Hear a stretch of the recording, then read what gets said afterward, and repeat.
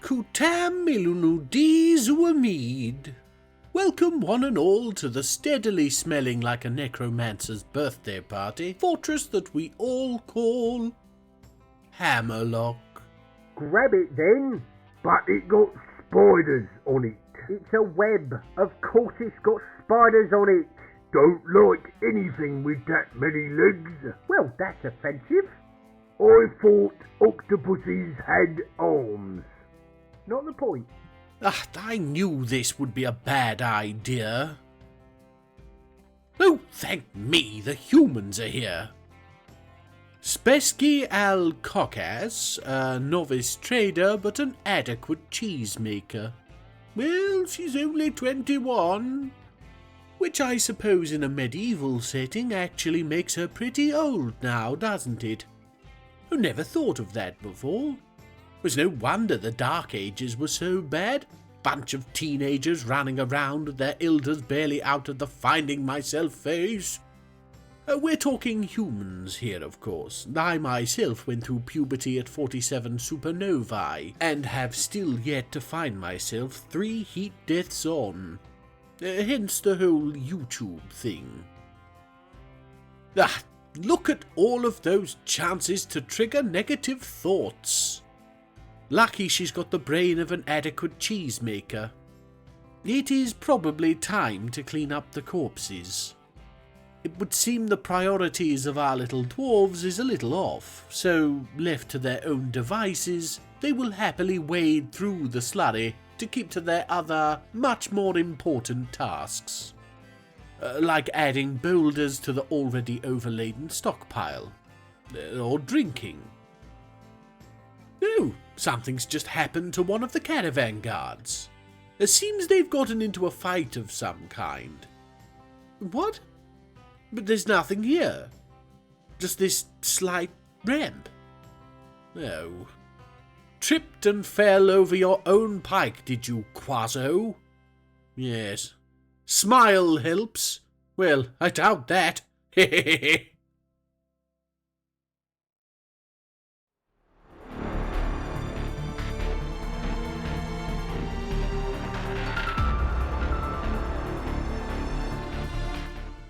No, not here too. I thought Iru had escaped, but no, it looks like he chased one of those damned fire shrews here. Oh no, look at this mess. Phlegm, oh bloody you, is that a fire shrew?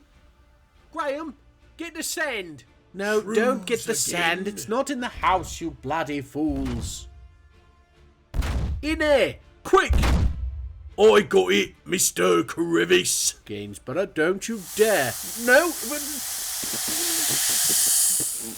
Gaines. That should do it. You are welcome. Oh, bummis, Graham, get out here, you lump. You left the dang enclosure open. Oh, Snod. Got to go, Mr. Crevice.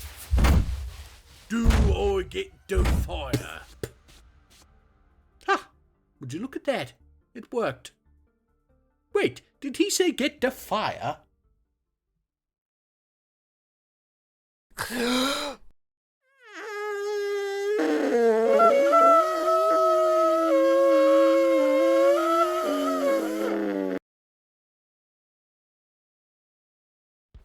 Well, that beast is gone.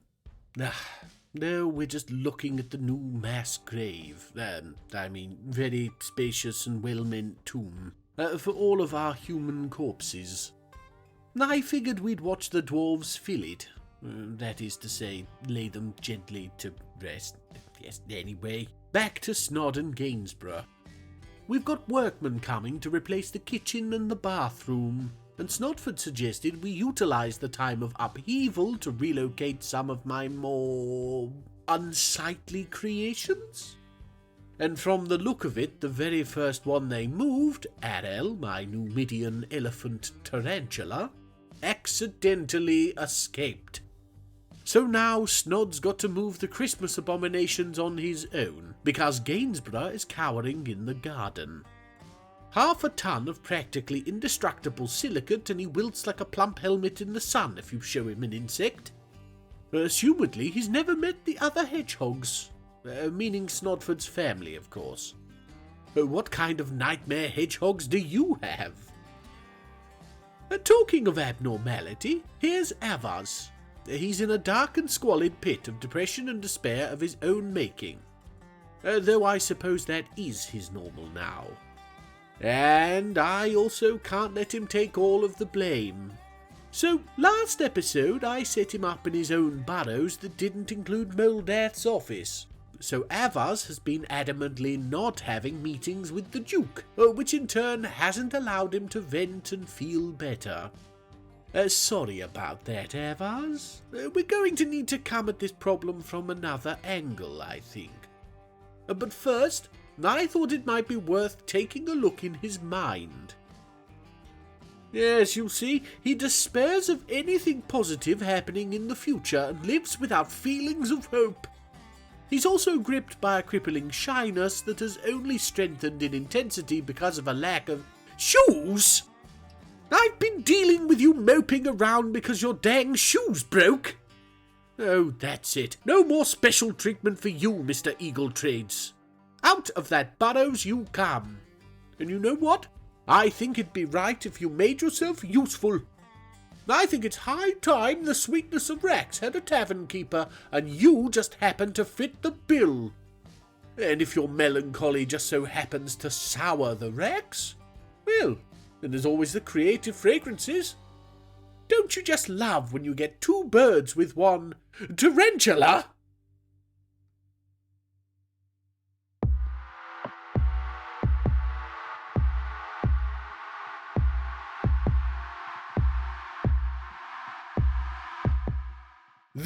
Clearly he thought he was going on holiday. Look at that trunk. Beast, Arel has come. Well, I guess we can tell Gainsborough it's safe to get out of the pond now. Poor Arel. Just another snack for Iru when the Naga finds it.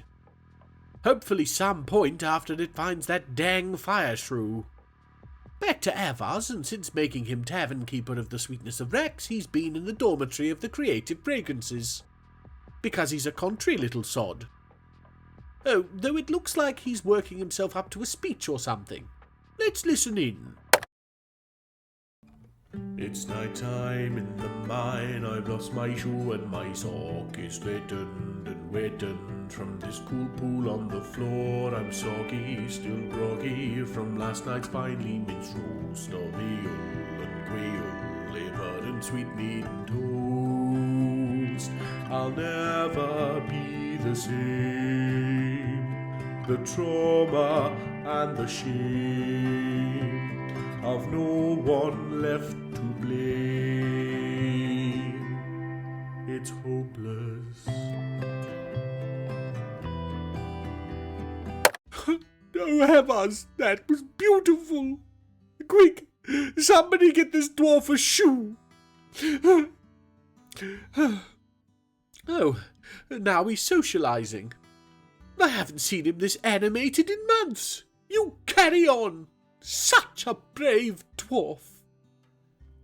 Ah, hello, Meng.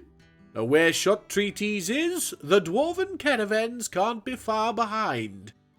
Now I know why you're thinking, but it'll take your primitive scientists millennia to crack the secrets of consciousness, so I'm not telling.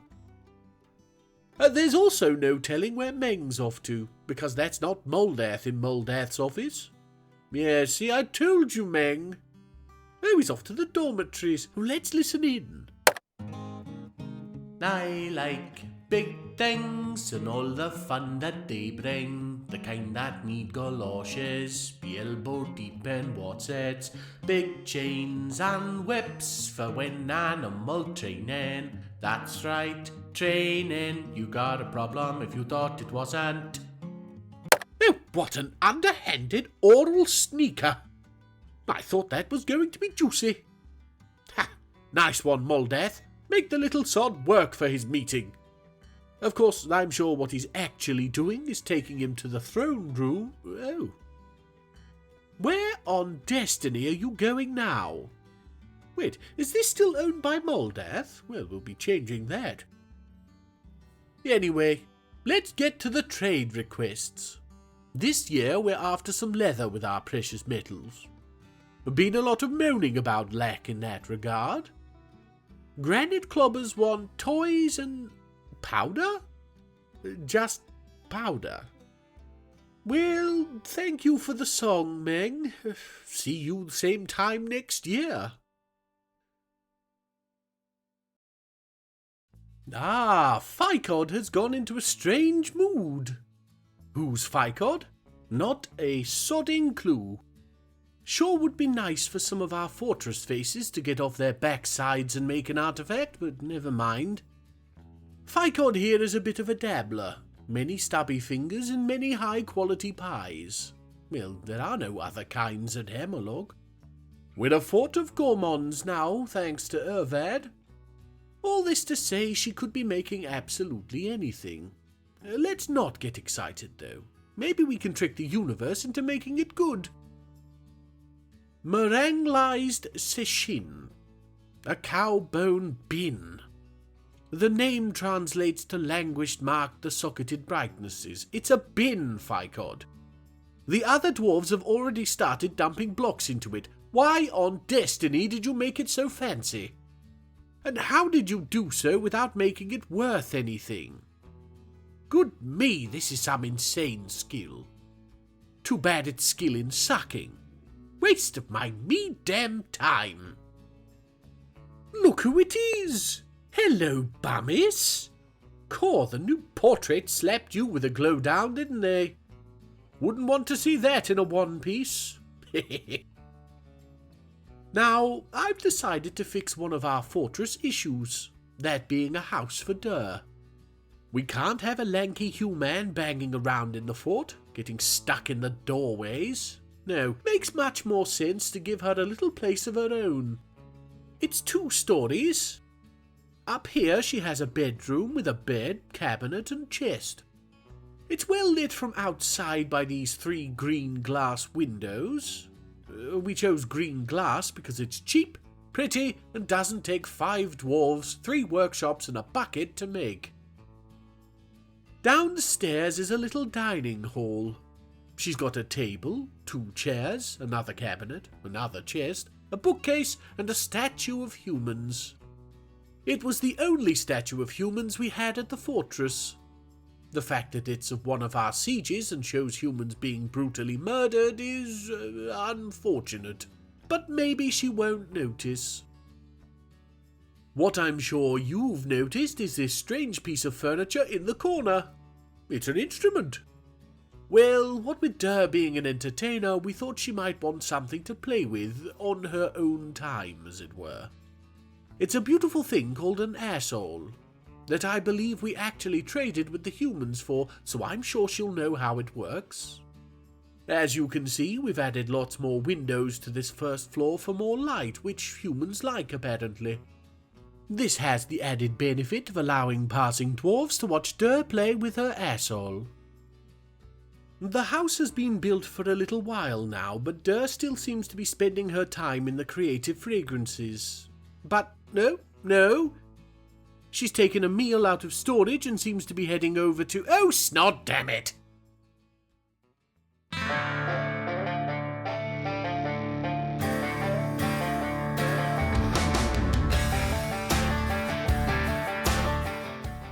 Weren't its trousers bunting? Well, we've got both squads home, so this shouldn't— Oh no, Thicot, run! Oh, thank me for that pangolin. Oh good, the squads are here. They trickled in, so I hope whoever was first is okay.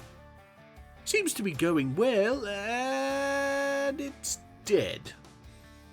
Nice work, military dwarves. Now we're perched tentatively above the hospital, and doesn't seem to be any takers, so I think we're safe. Thank me for that. Oh, and don't mind the axes. I noticed some of the dwarves' wounds weren't healing properly, because they wouldn't leave them alone. So I pushed a suggestion into Melville's mind, she being our chief medical dwarf, but it didn't take properly. This was not what I meant when I suggested they stop picking at it. Oh yay, Betha is back. His visits are becoming more and more baffling. He comes in, mopes about in the creative fragrances, has the same mathematically backwards conversation about tree felling with Moldath, and then swans off, if swans wore comically large red shoes. I don't like it. It got too many legs again. But it's not a bug, it's a dinosaur. Oh! It touched me! Good job it's used to being extinct. Ooh, Moldath's using his throne room. How fancy. Yes, let's get this over with. 25, I think we cut down 6, and you'll allow us 49. Good me, do I hope you never find yourself negotiating a true hostage situation. You better not hurt a single hair on his head. Okay, we'll settle for 4 broken fingers and some permanent scarring. Anyway, let's get to trading. Where are the traders? Oh no, where will we get our vermin from now? It's about a month later, and the game is now telling me the non-existent elven merchants will be leaving soon. Now, I'm sure this will just be a strange quirk with this specific caravan, but can you imagine if all our trade caravans stopped coming? Or, I suppose, lore-wise, still came but were invisible, intangible, and inaudible. Oh, or maybe they're ghosts! Wait, no, we can see ghosts. And that is certainly a sentence. Anyway, it's Dwarf Fortress being its good old self. Let's hope it never changes. So, I decided to check up on Dur, and I found her asleep in the temple to Asmail. We've made you a house, you ungrateful beanpole. Maybe it's all the time spent in dwarven barrows. Too used to the dark, now she can't sleep without a few 1,000 tons of stone above her head. Oh, I like the sound of that. I don't think it's true, but I do like it. No, more likely I've messed up a barrows or something. Nothing is ever simple. Oh, perhaps I spoke too soon? Heading over to Chateau de Over Mountains now. Should probably finish the path up. So much to do. No, she's relaxing in her dining hall. Oh, going out for a drink. We should probably add a small stockpile of food and drink both. Future problems, future plans. At least she can wander Hammerlock now without fear of stepping in anything disgusting, or possibly familial. Yes, stay cheerful, Dur. Good man, that woman.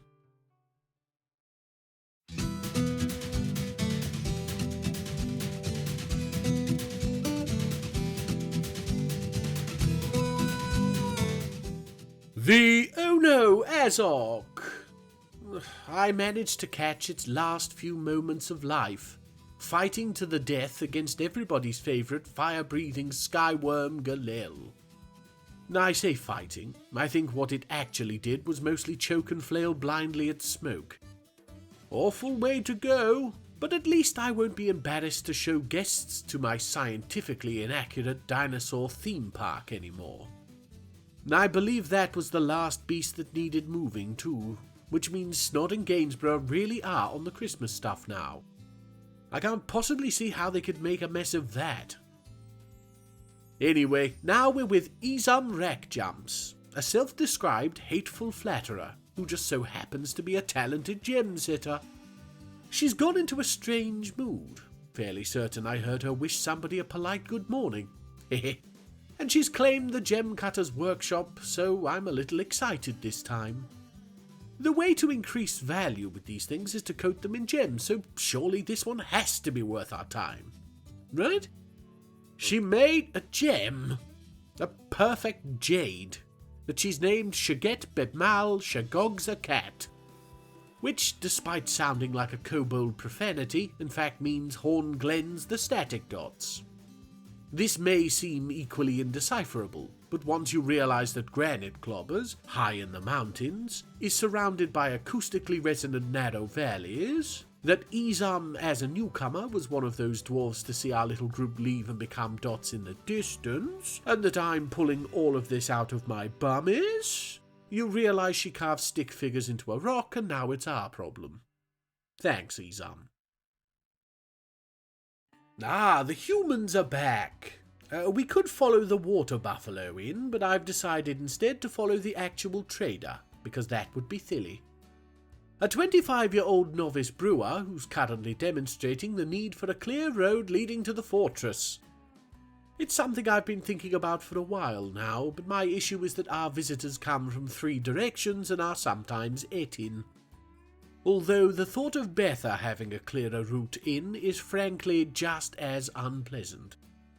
They've made it anyway, so let's leave them to unload and set the dwarves to dragging prepared meals out of the taverns. Oh, mind me, it happened again! One of the human guards, Attup Thurset Eskew, tripped down a ramp in the hills. I'm sure I've never seen this happen before, and now we've seen it twice in one episode. What on destiny is going on? Right, I've just completed our trade. We got a load of new instruments, along with fresh ingredients for our meals and some precious metals to feed Moldath's ego. And I was hoping for... Oh, come on, Graham, this one's only got 2 legs. Yeah, but it's all wobbly, and I don't like it. Yeah, that's the big belly what jiggles like a bowl full of jelly, and it's heavy, so grab its other end before I... Ho, my head. Who were burbly, swibbly doubly bread. I think we broke him. Bread! Oh, Scott, come on, we better catch him before the neighbour kids see him. I was hoping for more precious metals, to be honest, but there's always the dwarven caravans. I just had to wonder how they'd muck it up.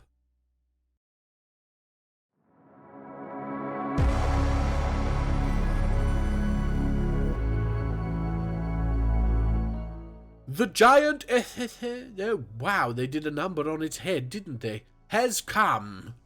The squads are... Oh, a human guard has crossed paths with what is most definitely not the beloved avatar of a well-known holiday.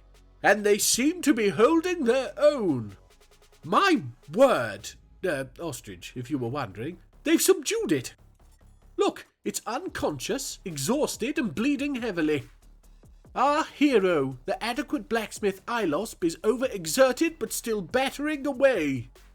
Oh, the dwarves are here now, and they've killed it. Looking at the battle report, the early fighting seemed fraught with daring dodges and ripostes, but boiled down to one tired human warrior poking ineffectually at a snoring giant. Certainly not a noble way to go. Thank you for your service, Ilosp. It doesn't seem like we can tempt you to stay, but know that you have the gratitude of every dwarf at Hammerlock. You're a true hero. We're looking now at one of the projects I've been working on behind the scenes, as it were. It's close to done for now, so I figured we'd show it off just before we begin to wind things down again. What is it? Well, that should be obvious. It's Moldath's new tomb, filled with all the junk he keeps forcing us to make with his bloody mandates. Namely, crossbows, figurines, and coins. We've made much more than these, but assigning items to pedestals is one of the most irritating things to do in this game that I've ever discovered. The person that decided you could allocate already displayed items to new pedestals has earned my undying enmity. Or something sane, whatever. The room is up and performing its task of being somewhere to store the corpse of our Duke in the future. I'm sure he's over the moon about that. Something we haven't been able to finish yet is the tower. But why not let's just take a look at what we've got so far anyway? Oh wait! Lymel and Avaz, that's Avas, not Avaz, have gotten married! Hopefully this'll mean the pitter-patter of new baby feet. Always good to see the fortress grow from within. We missed the majority of the festivities, so let's leave them to their slow dance and get back to the tower. Starting from Moldath's throne room, we go up. And actually, I will leave the reveal for now. Keep the people wanting more. So, yes. thank you all for watching all the way to the end of another fun-filled disaster fest of an episode. If you're one of the few new subscribers who joined me from my artwork on Reddit, I want to thank you so much for your kind words and now your subscription-based support. It really does mean the dimension of destiny to me. And to you few who've been here since the very beginning, I think it goes without saying that you know what I'm thinking. The subliminal messages have had nearly a year to get their hooks in. There's little chance for autonomy now. Go forth and wreak mild inconvenience. So yes, thank you all for watching. Don't forget to like, comment and subscribe if you haven't. And I shall see you next time. Avuz Eshon, you most wonderful of individuals. Avuz Eshon. I can't believe you concussed my Santa Claus. I'm very disappointed in you. Sorry, Phlegm, but at least we got the rest move without a hitch. What about the reindeer? Graham! Snodford!